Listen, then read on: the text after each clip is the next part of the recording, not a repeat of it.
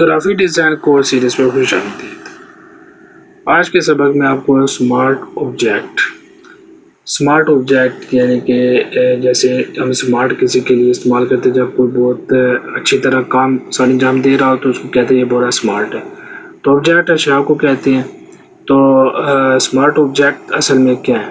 Smart object یہ ہوتا ہے کہ راسٹر سے کنورٹ کی طرف کسی چیز کو تبدیل کر دیا جائے۔ اب وہ جو ہے سورس امیج بھی ہو سکتا ہے اور وہ کوئی فوٹو شاپ کے اندر بنائی ہوئی شیپ بھی ہو سکتی ہے، جس طرح کہ پچھلے سبق میں ہم دیکھ چکے ہیں۔ تو یہاں پر ہمارے پاس مثالوں میں دو جو ہے لیئرز موجود ہیں۔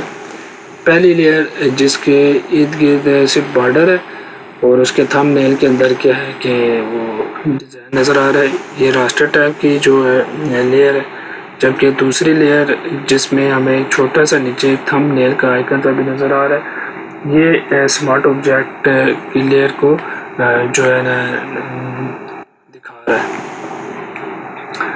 اب اگر میں راسٹر لیئر کو منتخب کرتا ہوں کنٹرول ٹی کی مدد سے، اس کو ریسائز کرنے کی کوشش کرتا ہوں، پہلے میں اگر اس کو چھوٹا کروں اور انٹر کا بٹن دباؤں اور کنٹرول ٹی کی مدد سے اس کو دوبارہ منتخب کروں اور اب میں اس کو اگر بڑا کروں انٹر کا بٹن دباؤں تو دیکھیں گے کہ اس کے جو ہے نا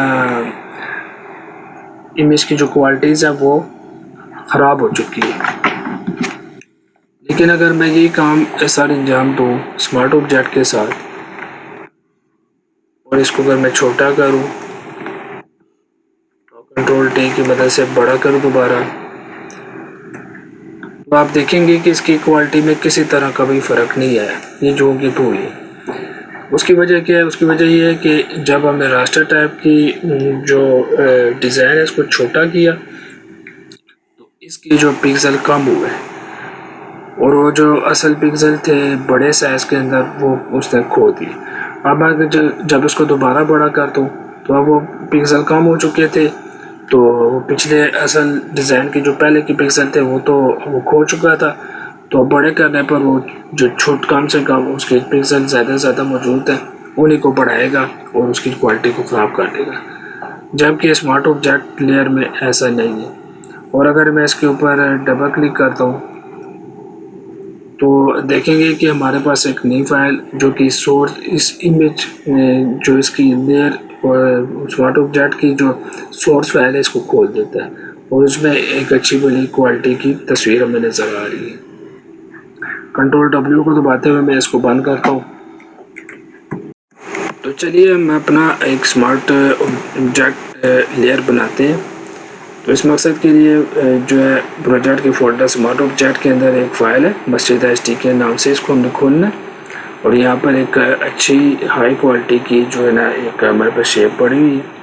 تو مجھے اس ڈیزائن کی لیئر کو منتخب کرنا ہے۔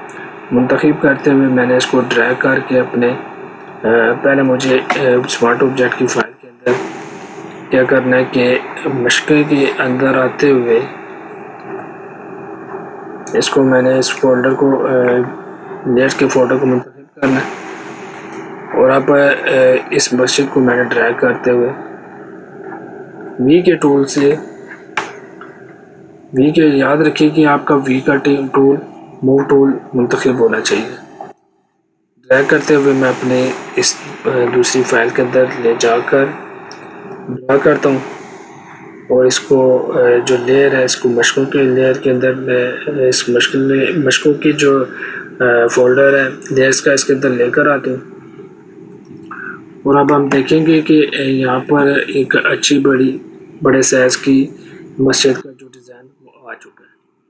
اگر میں کنٹرول ٹی کی مدد سے اس کو چھوٹا کرتا ہوں تو یہ تو کام کر جائے گا، لیکن مجھے یہ کام نہیں کرنا۔ مجھے اسمارٹ آبجیکٹ بنانا ہے اور اس میں اچھی ہائی کوالٹی کی تصویر کو بھی لینا ہے۔ تو میں کنٹرول Z کرتے ہوئے اپنے اس ڈیزائن کے اوپر رائٹ کلک کروں گا اور یہاں پہ کنورٹ ٹو اسمارٹ آبجیکٹ کا آپشن آ رہا ہے، اس کو منتخب کروں گا۔ تو یہ اس راسٹر ٹیب کی جو ہے لیئر کو ایک اسمارٹ آبجیکٹ میں کنورٹ کر دے گا. اب میں کنٹرول ٹی کی مدد سے اس کو ریسائز کروں.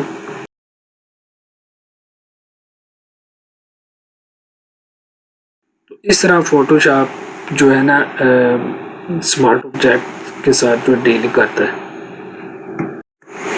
تو آپ فوٹو شاپ ایسے کیوں کرتا ہے؟ تو اس کی وجہ یہ ہے کہ اگر میں آپ کو ایک مثال سے سمجھاؤں، اپنی لیئرز کے اوپر اسمارٹ آبجیکٹ لیئر کے اوپر جاتے ہوئے میں ڈبل کلک کروں تو اس کی جو سورس فائل وہ کھل چکی ہے.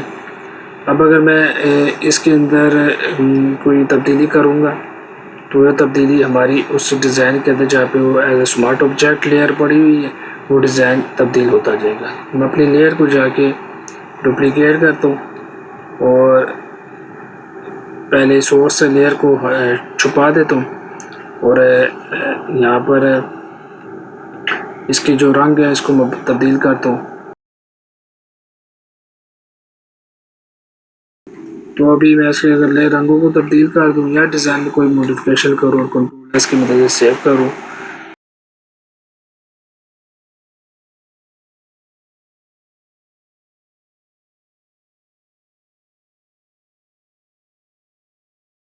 یہ بہت کارآمد ثابت ہوتی ہے جب آپ کے ڈیزائن میں بہت سارے سمجھنے کے عناصر موجود ہیں اور ان ساروں کی الگ الگ سے سورس فائل پڑی ہے. تو آپ کسی بھی فائل میں جا کے جو تبدیلی کریں گے وہ تبدیلی آپ کی اس مین ڈیزائن میں واضح نظر آ جائے گی. اور اسی طرح اگر مجھے تبدیلی کو واپس لے کر آنا ہے تو میں اسی ڈیزائن میں جاتے ہوئے جو پچھلی لیئرز ہیں ان کو چھپا دوں اور جو اصل لیئر تھی اس کو دوبارہ لے کر آؤں اور کنٹرول ایس کی مدد سے سیو کروں اور یا میں اس کو بند کروں تو تبھی میرے سے پوچھتا ہے کہ اس کو دوبارہ آپ سیو کرنا چاہتے ہیں کہ نہیں اور یہ ڈیزائن ہمارے پاس واپس آ چکا ہے. اسی طرح جو ہے ہم اپنی باقی اس لیئر کو باقی لیئرز کی طرح وہ بلینڈنگ آپشن کے ایفیکٹس بھی دے سکتے ہیں.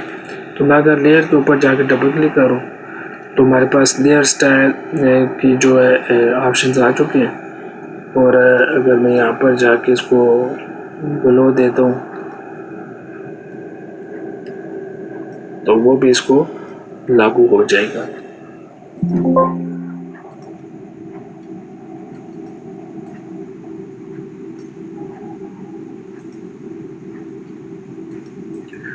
اور اسی طرح جو آخری چیز ہے کہ جو اسمارٹ آبجیکٹ ہے اگر اس میں جو اوریجنل فائل کا سائز تھا اس کے سائز سے ہم نے اس کو بڑا کرنا ہے تو اس کی جو کوالٹی پہ فرق نہیں پڑے گا کیونکہ اسمارٹ آبجیکٹ کا مقصد ہی ہے کہ آپ کی راسٹر ٹیب کو ایک ویکٹر ٹیب میں کنورٹ کر دینا. اسی وجہ سے پھر جو فائل کا سائز ہے وہ بھی بڑھ جاتا ہے. تو یہ تھی فوٹو شاپ میں اسمارٹ آبجیکٹ کا استعمال. اسمارٹ آبجیکٹ کا استعمال کے علاوہ اس کے کیا فوائد ہیں اور اس سے کیا کیا کام لے سکتے ہیں اس کے بارے میں آج آپ نے آج کے سبق میں سیکھا.